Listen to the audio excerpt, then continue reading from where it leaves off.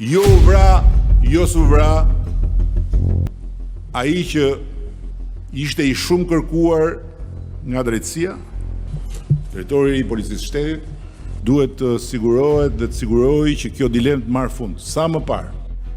Gazetarja Klodiana Lala ka deklaruar në emisionin të paekspozuarit se një personazh i botës së krimit ka dashur të marrë statusin e të penduarit të drejtësisë me pretendimin se di për fatin e Ervis Martinajt, ish mbreti të lojrave të fatit.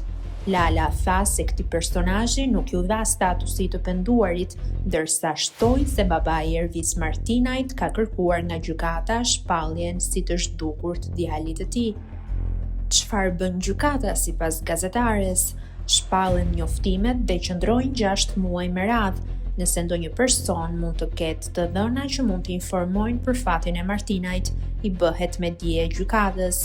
Nëse nuk ka të dhëna, gjyqtari plotësohet në treshe gjykuese dhe ndryshon procedura. Gjyqtarët u bëjnë shkresa institucioneve dhe nëse merr përgjigje negative prej tyre, Martinaj shpallet i zhdukur. Më pas mund të kërkoj familja pas 4 vitesh të tjera ta shpallë të vdekur.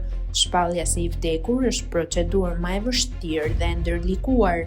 Nëse më vonë del që ai jeton, ka pastaj problematika ligjore sa i përket ndjekjes së tij penale.